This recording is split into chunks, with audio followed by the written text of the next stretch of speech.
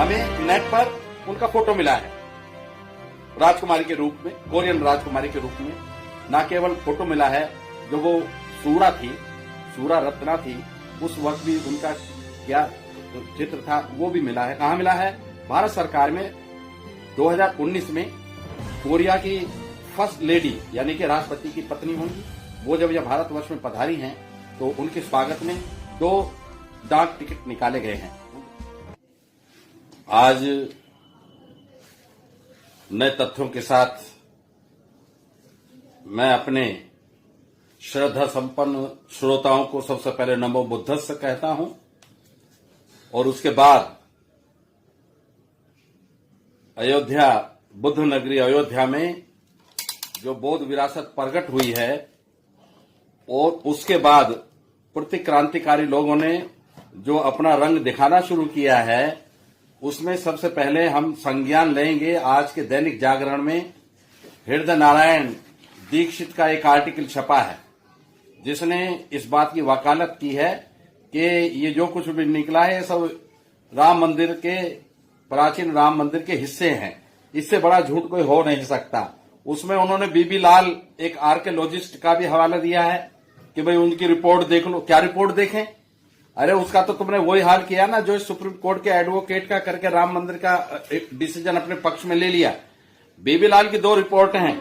एक वो जब वो सच्चा था, ईमानदार था, अपने स्टैंड पर खड़ा हुआ था, उसने उसमें बताया था कि राम मंदिर हर दृष्टि से बुद्ध विहार की जगह है। और बाद में जब उसको डरा दिया गया या उसको खरीद लिया गया तो उनका दूसरा बयान बाद का है जिसमें वो कहते हैं राम मंदिर के हिस्से हैं। हमें ये सबक मत सिखाओ, हमें ये सब बातें मत बताओ। आप ये देखिए कि जो अभी अभी जो मलबा निकला है, जो बुद्धिस्ट आर्टिफैक्ट मिले हैं, उसको भी छोड़ दीजिए।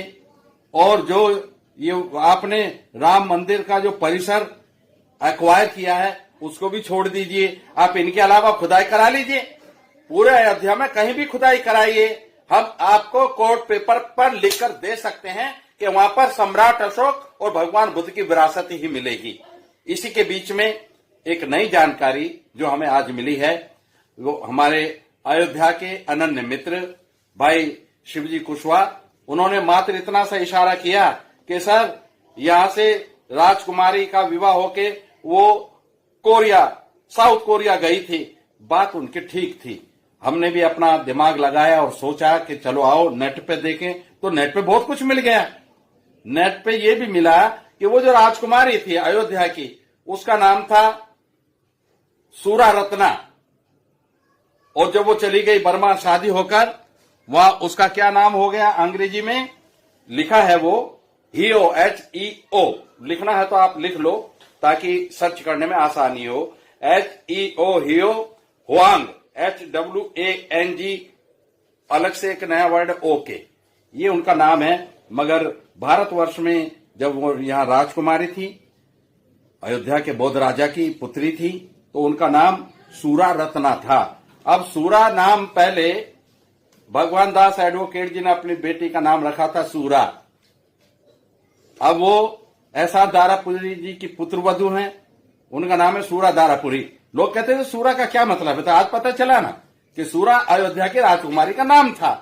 तो जब वो विवाह होकर के वहां चली गई हैं, तो उनके वहां जाने के बाद, यद्यपि बौद्ध धर्म की धमक वहां पहुंच चुकी थी, मगर इनके जाने के बाद बौद्ध धर्म के विस्तार में पंख लग गए और बहुत तेजी से बौद्ध धर्म का विस्तार होने लगा। और ये बात कब की है? ये 48 AD, 48 ईसा पश्चात का ये समय है जब वो कोरिया में गई थी। हमें नेट पर उनका फोटो मिला है राजकुमारी के रूप में, कोरियन राजकुमारी के रूप में। न केवल फोटो मिला है, जो वो सूरा थी, सूरा रत्ना थी, उस वक्त भी उनका क्या चित्र था वो भी मिला है। कहाँ मिला है?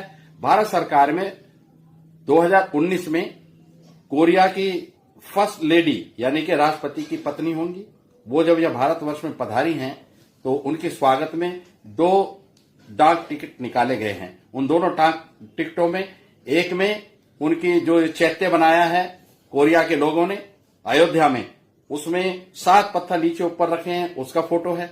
और राजकुमारी का फोटो है सूरा का, और एक में कोरियन वेशभूषा में उनका चेहरा है और वहां कोई प्रतिमा भी दिखाई है। तो हम आपको ये दोनों स्टैम्प भी दिखा रहे हैं, वो देखिए।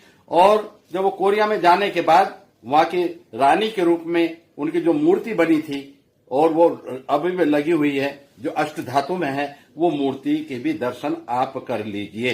एक बात और है, उन्होंने जो अयोध्या में कोरिया के लोगों ने वो जो सूरा रत्ना थी, उनके परिवारजन होंगे, रिश्तेदार होंगे, उनके प्रशंसक होंगे, प्रजजन होंगे, उनके बच्चों ने, वर्तमान उनके जो वंशज है, उन्होंने वो बनाया है चैत्य, हम उसको कहेंगे, उसकी स्मृति में चैत्य बनाया है। उस चैत्य में उन्होंने एक चित्र लगाया जिसमें 2 मछलियां बनी हुई हैं, और एक उन्होंने स्मारक बनाया है जिसमें 7 पत्थर नीचे ऊपर रखे हैं। पहला पत्थर सबसे बड़ा है, सबसे ऊपर का पत्थर सबसे छोटा है। वो 7 पत्थर का क्या मतलब है और 2 मछलियों का क्या मतलब है, वो हमें जानना जरूरी है। 7 पत्थर जो रखे हैं वो भगवान बुद्ध के महापरिनिर्वाण से संबंधित है, क्योंकि जब भगवान तथागत सम्यक संबुद्ध का महापरिनिर्वाण हुआ तो उनको कुशीनगर के अंदर 7 दिन तक रखा गया, 7 दिन तक।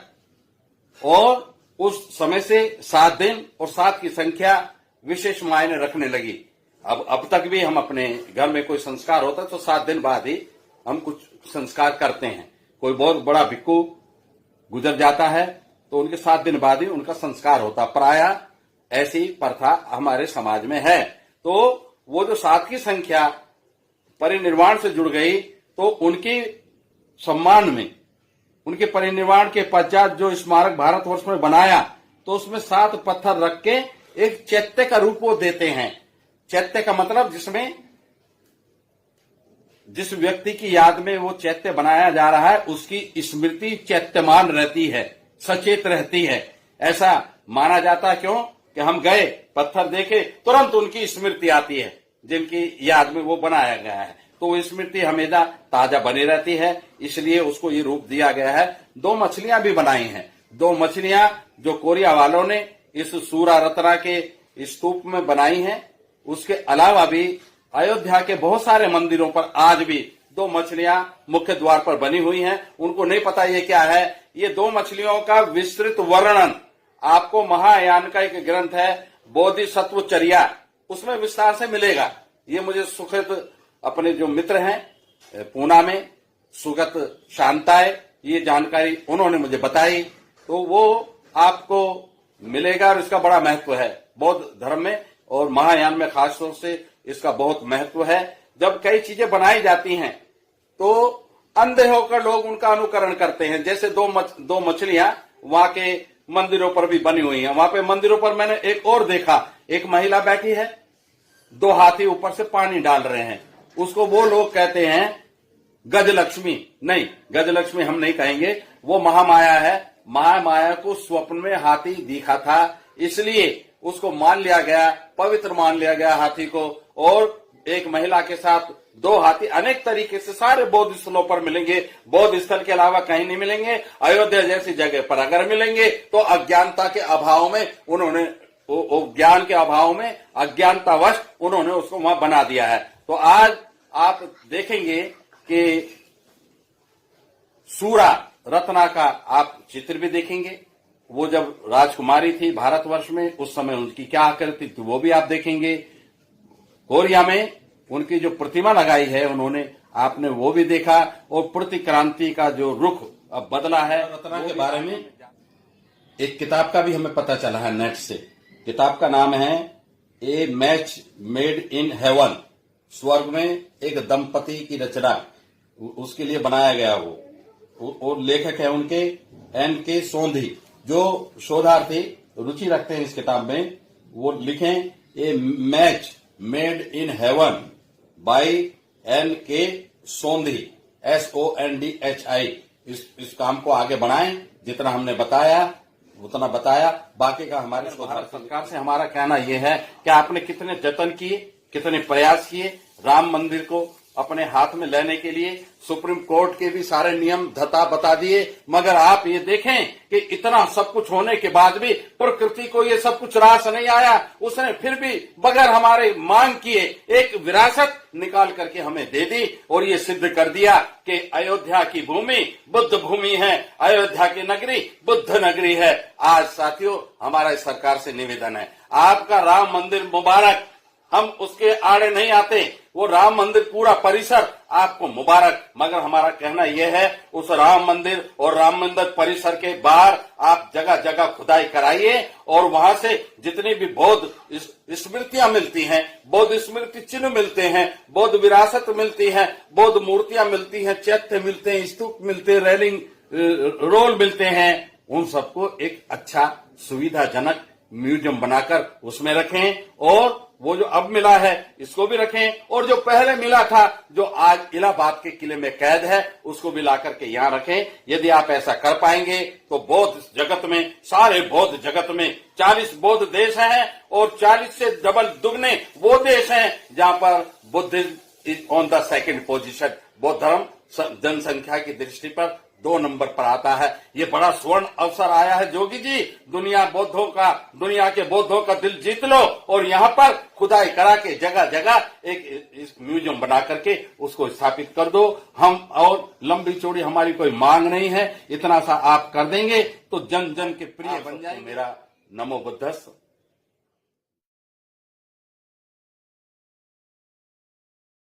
बहुजन समाज से जुड़ी हर खबर को देखने के लिए बहुजन टीवी को लाइक कीजिए, सब्सक्राइब कीजिए और शेयर कीजिए।